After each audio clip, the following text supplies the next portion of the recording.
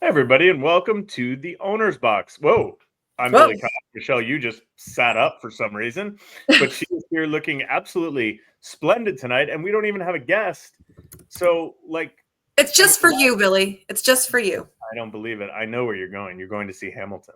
I am going to see Can you give Hamilton. us one quick Hamilton song? Because I don't know any of the Hamilton songs. Like, what's the most You famous one? oh, Why are you well, now so high though? Like, why are you well, because I outside just the moved thing? my thing because I'm trying to get my light needs to be plugged in, so I was just pulling my computer this way.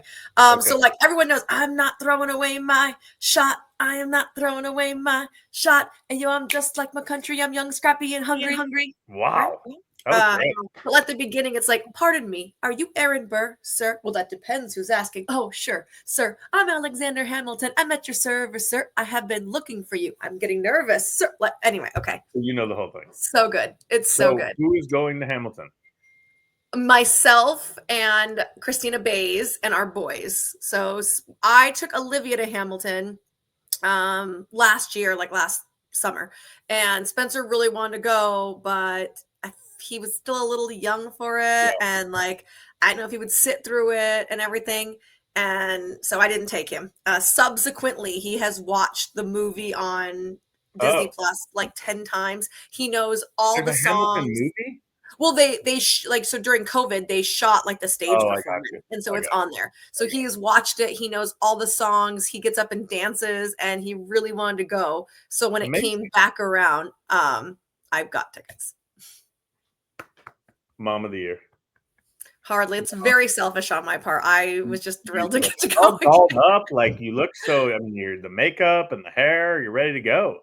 Well, the hair is still dirty, but I did put makeup on. That is, and I did shower. Normally, you don't see me showered Amazing.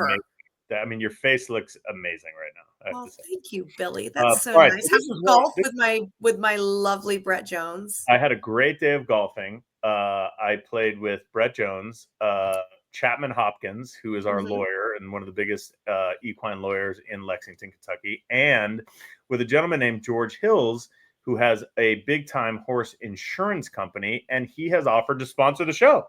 No way! Yeah. Woo! Brett told him, he's like, yeah, they're a cult classic. You should get on. So we're going to talk about. We'll bring George on. We'll talk about his company, and then he wants to be in. And I'm like, Amazing. let's do it. So this is one of Fantastic. our favorite podcasts. Every year we do this. We call it Contenders, Pretenders. We're going to go through a little bit of the Oaks first, just as like a little teaser, and then we'll get into the Derby. Michelle, what's your kind of overall assessment of this year's Oaks and Derby? We'll kind of do both. So, my overall assessment would be I feel like we've got some really interesting races, and I understand we have a favorite in each race. I also feel like that is making some prices like crazy good. Okay. And So for I gambling mean, purposes, I feel like that, don't you? yeah, I do, and I don't, and we'll get into this. Let's talk about the Oaks first. Let's go through the Oaks. Let's give Okay. our kind of prediction, kind of every horse, and we'll do it quickly because then we know everybody watching this wants to hear our Derby picks, and we're very excited about it. We'll just start. I'll just throw them out, and then you say where you're at, and Well, here we go. I got the PPs up on the L love it. screenerito.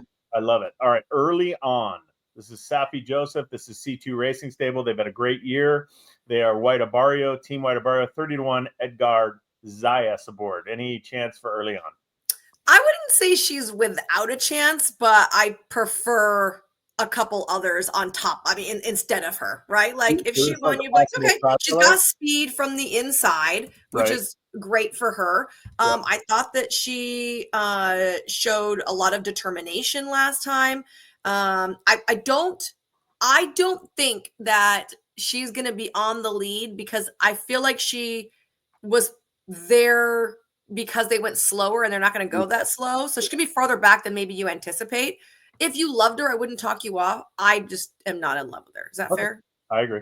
Yep, I agree. Okay. Simply joking, contender or pretender? I think that she's a contender, but again, I even like the other Whit Beckman better. I prefer others, Really? but yeah. Okay. I know a lot of people like her. Zoe loves this filly. I like the filly. She's going to move forward off of that race, off a little bit of a layoff, right? I agree. I think she needed that last race. She ran huge. I think Quiet Side is definitely a contender. We're going to get to her in a minute. I think Simply Joking from the inside, showing that kind of speed. I think she'll be in a good spot at 10-1.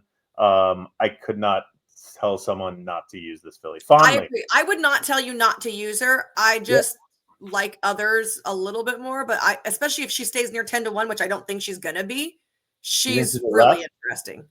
Okay.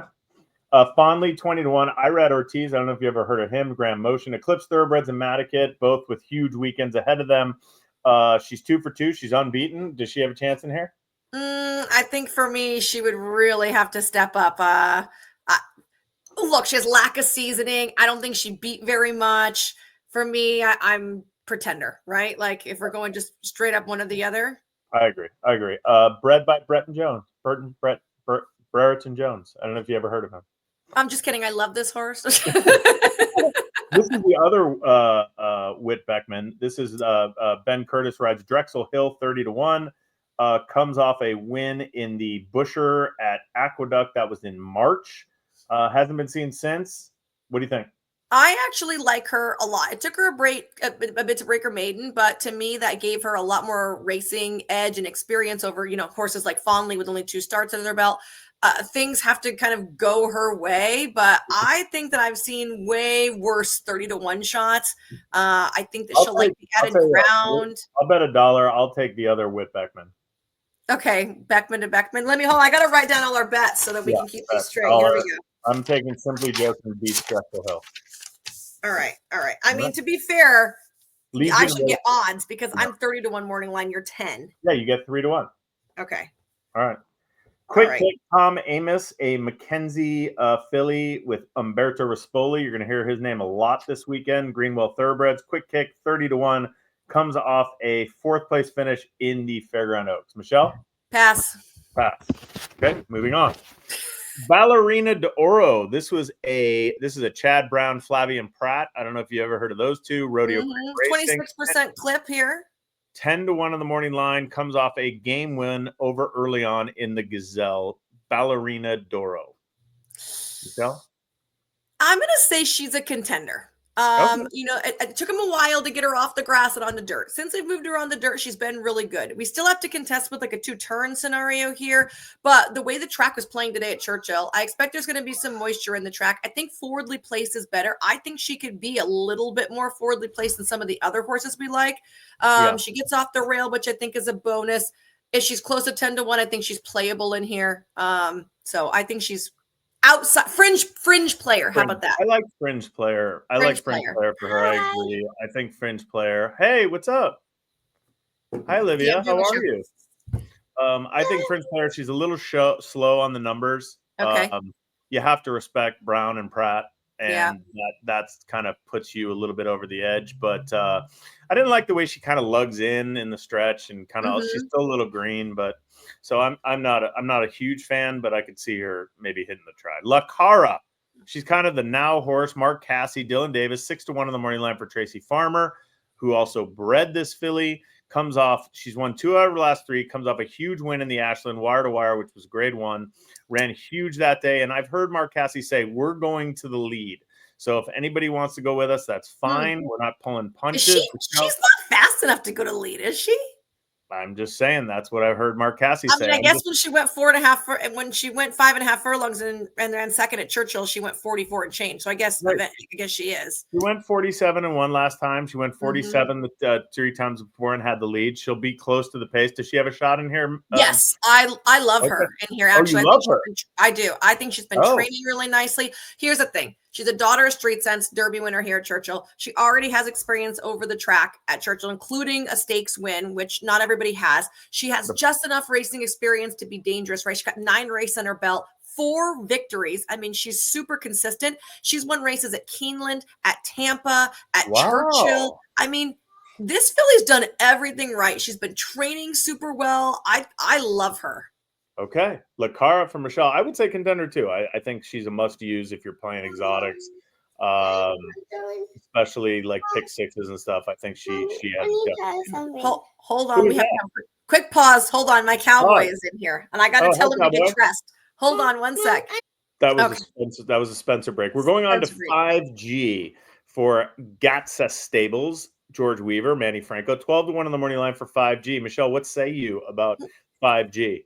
Well, I was going to say she might be the quickest of the fillies in the field, but now that I hear Lara is going to go, I guess she'll have to be content to sit right off of it.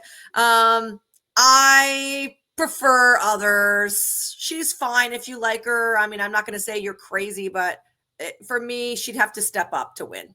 I like 5G. You do? Yeah, I like 5G. You want to go head to head 5G and Lara? I'll go heads up. Yeah, I'll go heads up. I get 2-1 on that. I like 5G. I think she's fast. I loved her race 2 back in the Honeybee against Quiet Side, who was on outside of her. She went fast that day. I think she's going to be there. I think I thought she was the fastest filly in the field. I mean, now that you said Cassie's going to send Lara, that's different. I kind of like her. All right, Tenma, Baoma Corporation, for a guy named Bob Baffert. JJ Hernandez, who we're very familiar with, rides Tenma. She has won 5 of 6 of her starts. She comes off 3 straight victories, including the Sandy Oaks, the Las Virgenes, the Starlet, beating Southern California horses. Michelle, can Tenma take her game on the road to Churchill and get the Oaks? I would say I'm going to play her in my exotics. I'm going to go ahead and use her in my Oaks Derby double, but I certainly prefer Lara and Good Cheer over her. Okay. But she's going to hit the board this filly for sure. Good tri-filler, you think? Yeah, oh yeah. Yeah, I mean, it's hard to assess who she's beaten in Southern California. Well, you can kind of use vodka as a twist a little bit, just because she's run on the East Coast. Yeah, that was her first start of the year, vodka. I don't think she was fully cranked that day. Well, she beat her in the Del Mar Debutante by a nose. She did. And she ran a really big third graph number 2 back. She ran a 2, which is the fastest number. She bounced last time up to a 7. If she comes back to those numbers, she ran a 5 in the Starlet. She ran a 2 in the Las Virgenes. Comes back to those numbers, she's right there with these. Yeah. She's tricky for me. I'm gonna call her. But you can't, if she's 12, 15-1, like you can't ignore her at that price, right? Big price on Tenma. It's a big price. Nice filly. Take Charge, Milady, 12-1 for the people who won this race last year. The connections: Kenny McPeak, Brian Hernandez, and James Ball and Magdalena Racing. 12-1 for Take Charge, Milady. I like this horse, Michelle, earlier, but there's a big thing with her. She's got a foot problem. I'm a big believer, especially in races like this, when there's smoke, there's fire. I don't know if he's going to run her or not, so I can't really assess it. If she was fine and perfectly healthy, I kind of liked her, but I'm gonna pass. Yep, I was an instant pass when there was a foot issue. You know that old saying, "No foot, no horse." No, thank you. I'm good. Next. Good Cheer, 6-5, huge favorite on the morning line. Luis Saez, Brad Cox, Godolphin. Philly has a wonderful pattern going in this race. She's unbeaten. She's 6 for 6. I'm just going to say she's the most likely winner in here, but you're not going to get any price. Well, the crazy thing is she's never even run in a grade 1, right? This will be her grade 1 debut. Yeah. Also, is she not to you the most like unheralded, undefeated filly? I feel like we've had so many good fillies lately. We're like, oh my God, like, and no one knows. I mean, not no one knows. Obviously, she's a favorite. Everyone likes her, but everyone's trying to beat her, right? Like any other year you had a horse like this, if she was like a crazy Baffert $3 million horse, everyone would be like, oh my gosh, we can't beat her. Yeah, I mean, how great is this for Brad Cox and as a homebred right here? I mean, this is really there's a very, very good chance that after this race, we're going to say we're so dumb. We should just singled. We should just singled. Good Cheer and called it a day. That her sheet is really nice. It's 13-5-5-5-3. That 3 really stands out on paper. On rags, she's a little slower, but look, she's unbeaten. She's untested. She's beat Quiet Side. She's beat. It's one of those horses that figures. She's going to be ultra tough. She's obviously a contender, and you have to decide if you're gambling. Do I try to beat her or do I just single? I like. It's hard to say I'm going to use Good Cheer and a bunch. Even though but I feel like on my Oaks Derby double, I might play a bunch just to try to like get. Play like 6 and 6, and then you might play another one where you single her and then like spread in like the Derby and go like all in the Derby. Yep. All right. Anna's Promise, 30-1. Junior Alvarado. Carlos. Hey, what a great claim for Carlos. David picked this filly up for 50,000. She turns around and wins an allowance and turns around and runs second in the Oaks. Like, great job for them, but that is a big ass. Big number. She's had 2 seconds at Churchill. This is my like spoiler try filler Anna's Promise. I think she's very close. Yeah, I think no one's talking about her. She's going to be a huge price, and she might sneak in there. That's my little secret horse, Anna's Promise. Okay. All right. The Broken, Johnny V, Will Walden, Cypress Creek, and Matakit, 30-1. Horse comes out of Turfway, where she won the Bourbonette on the synthetic, but she has run second at Churchill. Michelle, does this filly have any shot? I don't love her draw. I mean, I'm happy for her. She kind of cleared into really slow fractions last time, but I think when she's been against better horses, she just found herself lacking. So she would need to overcome a big outside draw and improve to turn the tables on Good Cheer, Simply Joking. If she had a more inside draw, I'd say use her as a tri filler, use her in some stuff. But at this spot, I just don't know what she's going to do. I agree. Quiet Side, 8-1 on the morning line for Jose Ortiz and John Ortiz.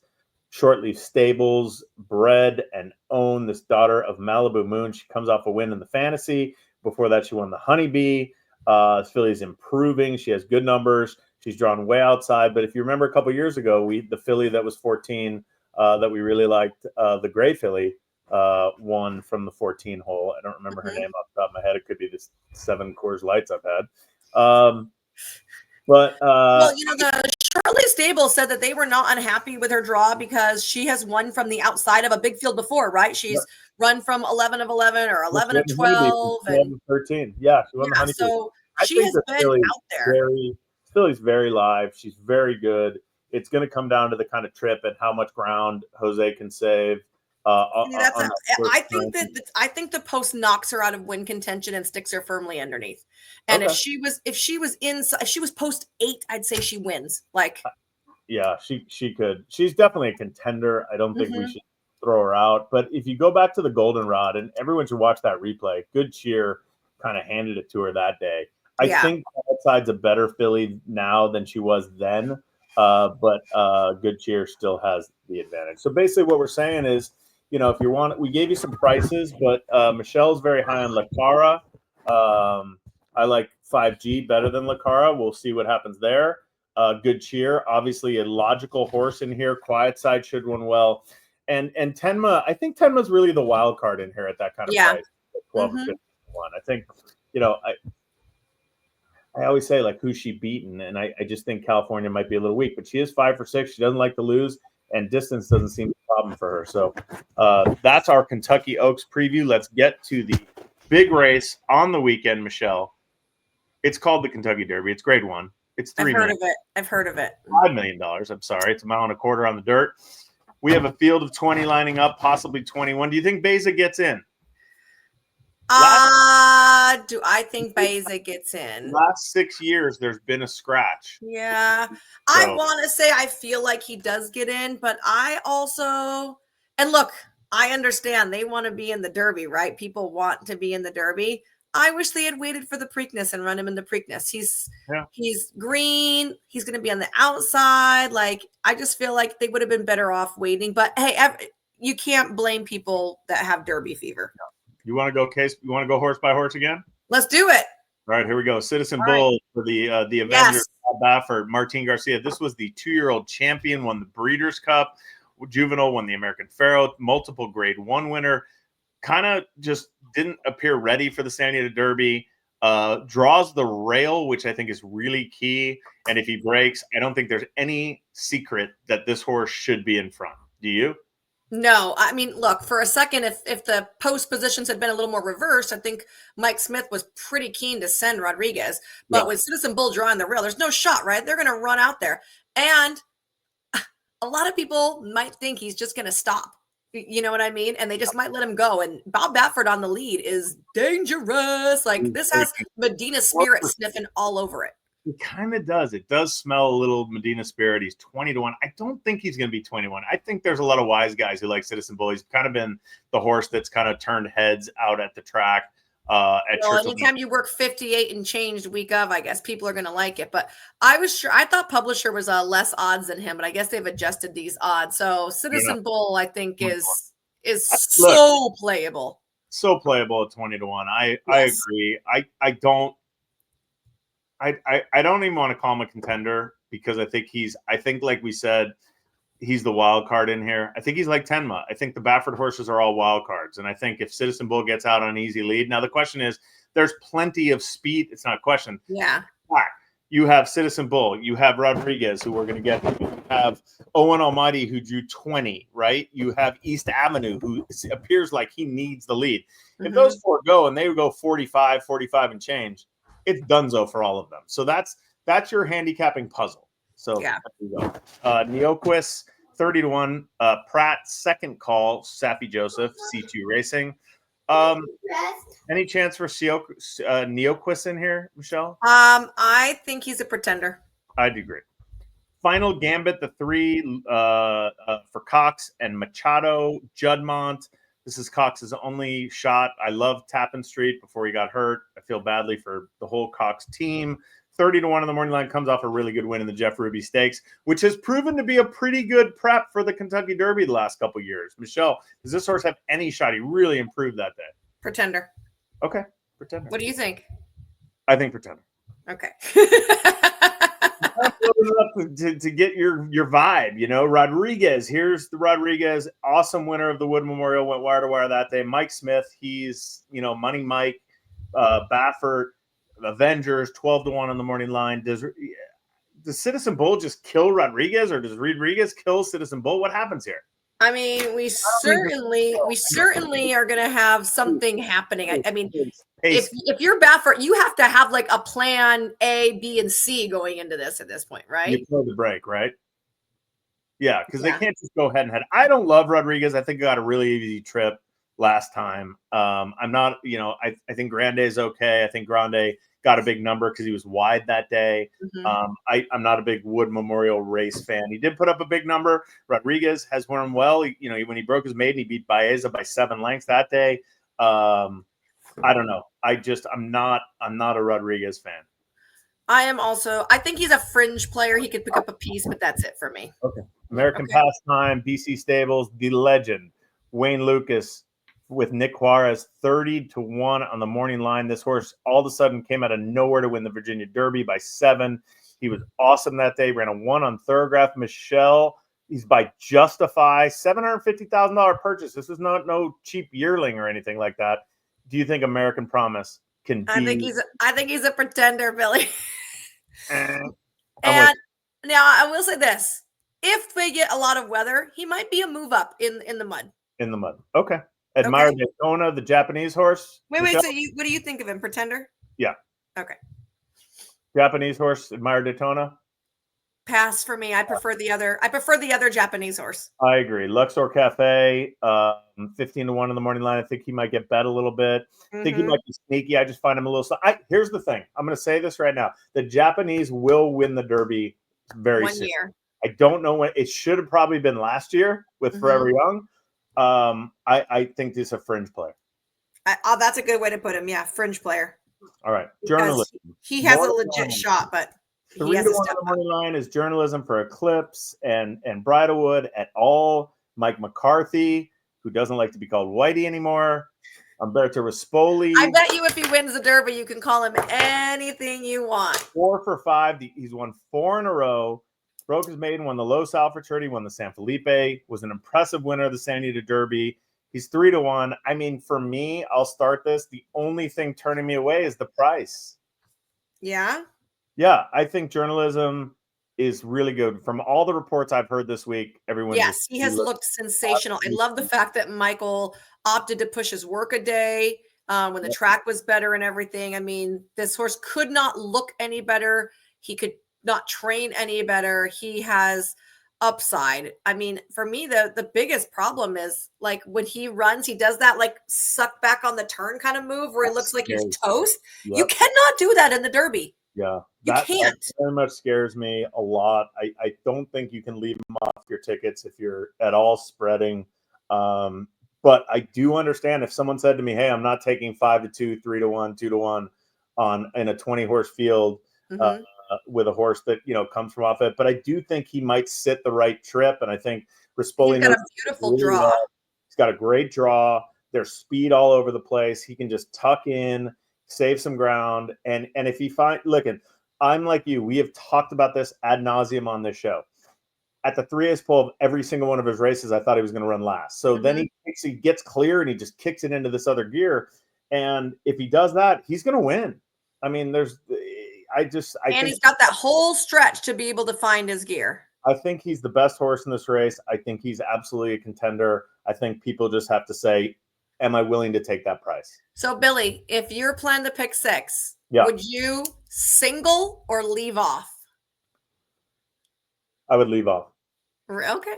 Yeah. I mean, you're talking about the difference of thousands of dollars. Yeah. If my only choice was to single or leave off, I would leave off. But Okay. I think for my tickets, I have a strong opinion in this race. Actually, we haven't gotten there yet. So I think I might put journalism on a secondary ticket just in case I hit bomb along the way, and going into the race, at least I have something with journalism that pays, 150,000. Yeah. 331 shots won, which is the Saturday card is insane. Yeah. So you are going to get some prices. There you go. Okay. Burnham Square, Wynnum Thoroughbreds, who also bred Ian Wilkes, Brian Hernandez, who won the Derby last year, aboard Mystic Dan. 12-1 in the morning line for this winner of the Bluegrass, Michelle. I think he is a fringe player or a contender for your exotics or like a piece picker upper. I don't know if he can win the race. I kind of feel the same way. I'm torn on this horse. Yeah. He won a really big race in the Bluegrass, but he doesn't finish. He looks like he's finishing just because he won that race, but I don't think his finish is the same as like a journalism or some of the other horses. Mm-hmm. I like this horse. I like the story. I like this breeze. I like that he just bows his neck, and I think he's a really good horse, and I could see him picking up the pieces. I don't have a hard time seeing him winning, so maybe I should say he's like a fringe contender. Yeah. Okay. Same. We see it the same. I think the one thing we have to be very cognizant of, and if you're watching this podcast and you're thinking about, I'm going to bet the Derby, you're going to bet different things. Some people bet tries, some people bet exactas, some people bet supers, whatever it is. So we're trying to give you kind of where we see that horse fitting.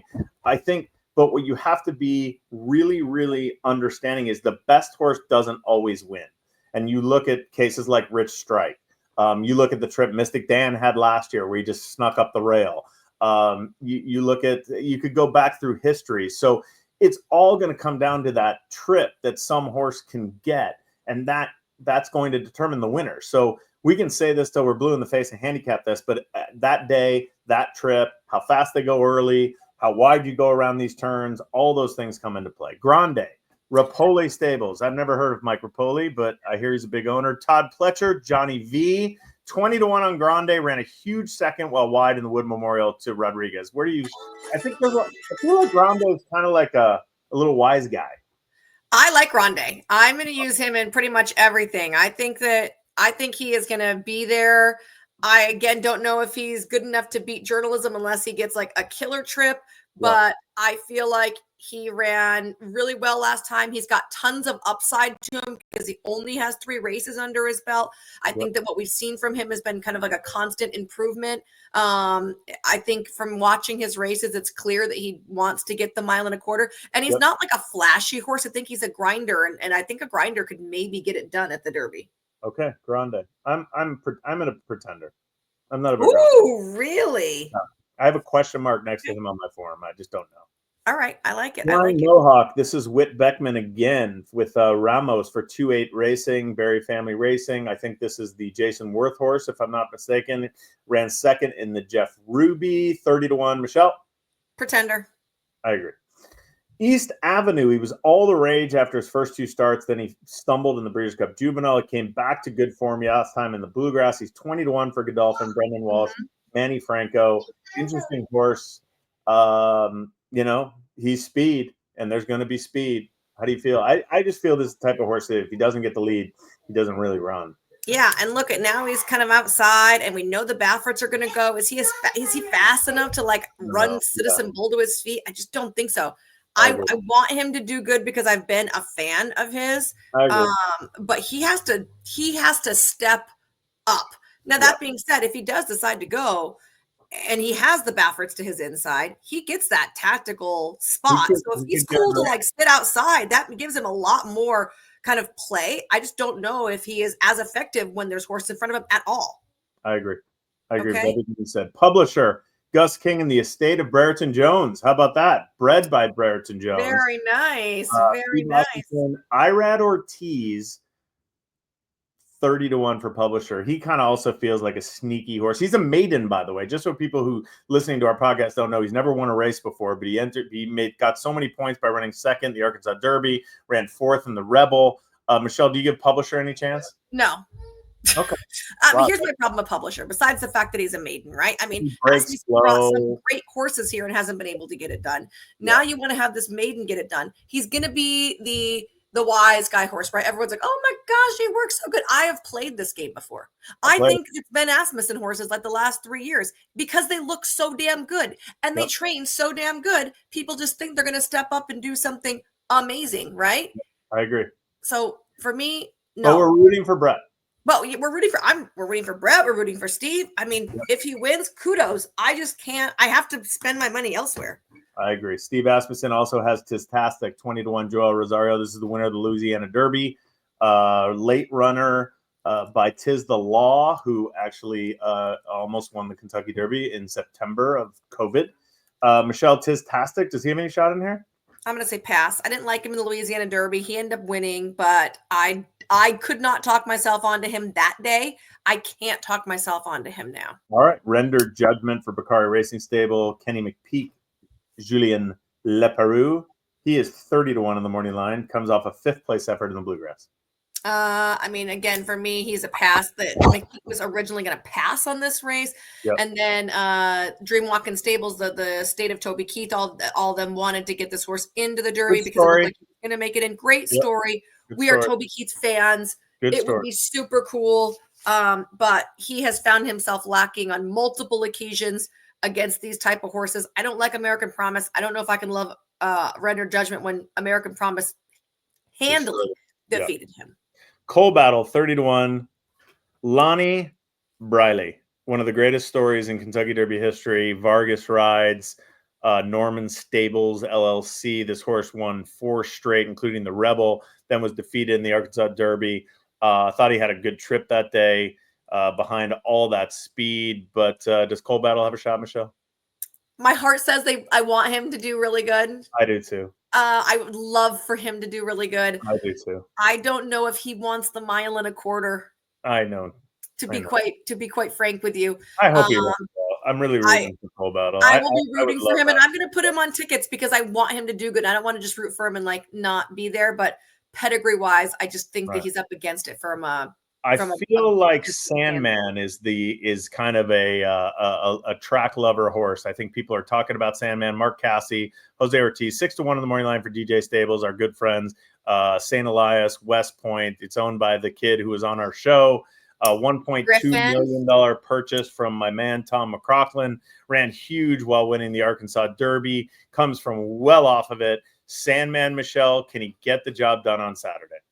I think everyone hated on his Arkansas Derby because they walked home and he got it done. But it was also one of the rare opportunities for him to actually get a clean trip where he wasn't hindered or annihilated. Mile and a quarter should be no problem here. He's got the whole stretch to run down. So I think that's a big positive for him.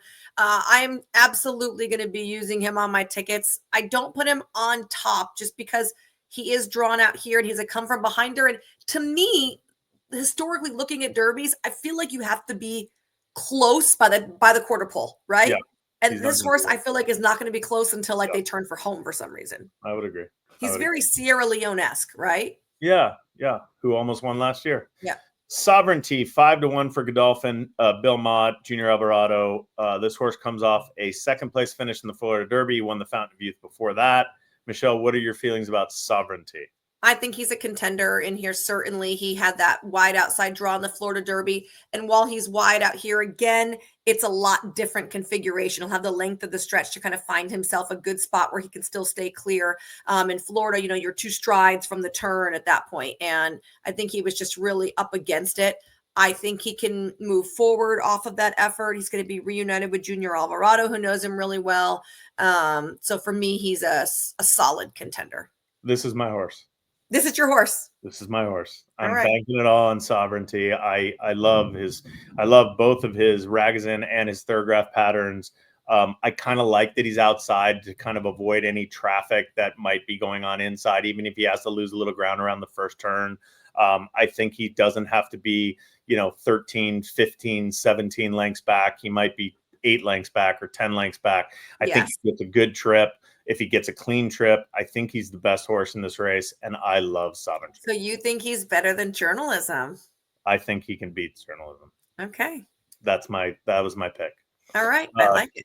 Chunk of Gold, Terry Stevens owns for Ethan West. Great story. Jared Lovebury comes off a second place finish in the Louisiana Derby's 30-1. Michelle, since you don't like Tinstastic, I'm assuming you don't like Chunk of Gold. I mean, yeah. Or as Brett Jones, who bred him, calls him Chunky. I like Chunk of Gold, because I like a small guy story. Yeah. And, I've been watching him run all these seconds. I think it's super cool. I would love to see him pick up a piece of this here. Listen, I don't think he can win. Listen, we got one more horse to go. Owen Almighty. 30-1, Javier Castellano for Brian Lynch, who did not want to run in this race. Yeah. The trust your trainer angle has been thrown out the window. Wait, what did you think of Chunk of Gold? I don't think he has a chance. Okay. But Owen Almighty has a lot of speed. I think his horse, I wish this horse was in the Pate Mile. I would absolutely love him. But from the 20 hole and having to go and show that kind of speed. Do you think his owners regret now bypassing what Brian wanted to do? Because you have to put yourself in that position. Like if you qualify for the Derby, I would have to say it would be very difficult for me to go, sorry guys, we're not running. So if Iron Man Cal ran second in the Santa Anita Derby in his dirt debut. And there's my wife. You're going to run. Kathy, you made it home. And you're going to, and are you going to run him in the Derby? If he ran second in the Santa Anita Derby, probably yes. Yeah. Yeah. Although he has more of a good dirt pedigree too. Yeah. So Feza, I don't know. 12-1 if he gets in for Pratt. John Sheriffs ran a huge shot. He's 12-1. Zero. Yeah, he'll be zero chance that this horse gets in. He's 12-1. He is 5 or 6, maybe 8-1. Yeah, I think if he gets in, he needs to be on your spready tickets and your tries. I think he's a very, very nice horse who's just starting to hit his stride, and that is Beza. So, Michelle, overall, what would you say to people who are going out there and just like the people listening to our show, they're like, all right, what do I do, guys? Because there's all these shows that you can watch and I like this horse. I like this horse. What would your advice be? It is pouring outside right now, by the way. Is it? Oh my God. It's like 80 degrees in California right now. I mean, for me, I really like to play the multi-race wagers because you can spread. I hate signaling. I am not a single person. I don't like to be committed. Don't put that on Twitter. You have to single somewhere. I don't want to single anywhere. That's why I play doubles or pick threes or a pick 4, and then I don't have to. I don't have to single. If you had to single someone in the Derby, who would you single? I don't like that. I don't know. Well, you have to choose.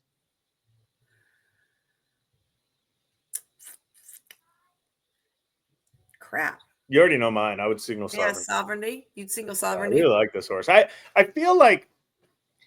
feel like what we've gone to in our world is these races that are 20 horse fields that you lose sight of the favorites because everyone's just looking for a price. Yeah. If you know anything about me and my handicapping strategy, I am always looking for prices. I'm always looking for value. I go back to the Justify Good Magic Kentucky Derby. I love Justify and I love Good Magic. They're the only 2 horses I really liked. And I kind of feel similar this year. I really like Sovereignty, and I think Journalism is possibly the best horse in the race. I don't think I think there's a lot of pretenders in here. I think there's a lot of horses that are just shooting for the moon, and I think those 2 horses to me stand out. I don't know if you just saw the lightning that was outside my window, but I just think they stand out. And I'm not going to talk people off of it. And I don't want people to say, "Oh, you always like the favorites." That's absolutely not true. Michelle knows. Yeah. I just think those two kind of stand out on paper. And I think the week leading up, they've stood out. And I think it's okay, especially if you're betting pick 4s and pick 5s, to not go that deep in the Derby and try to get your prices before that. I mean, you have the American Turf, which is a wide open race. And then you have the Philly race that is unbelievably wide open that you could go all in. And then you have the Old Forester, and you have Gold Phoenix, and you have all those horses in there that are all capable of winning that race. So there's sometimes you have to look at the sequence and not just the race. And if you're betting those horizontals, is it horizontals or verticals? I always get verticals. If you're betting those, it's okay to say, hey, I'm going to take a stand in the Derby. And I just like those two horses, even though they're 3 and 5 to 1 on the morning line, it's still going to pay. You may not get the 100,000 that you might get if freaking Grande wins, but you still can hit big and make a profit. And I think that's what it's all about. This whole show was worth it for that spiel. It really was. I hope people like it. I hope you guys like it. Have a great Kentucky Derby. Michelle, enjoy the show tonight. Are you going to be here for the Derby? Are you? No. Oh, no Derby for you. Nope. Okay. My birthday is Saturday, though. Oh, I'm totally going to forget. I'm going to be so bummed. Everyone forgets my birthday because it's Derby. So no problem. Okay. Happy birthday. Thank you. See you, everybody. Have a great weekend. Bye.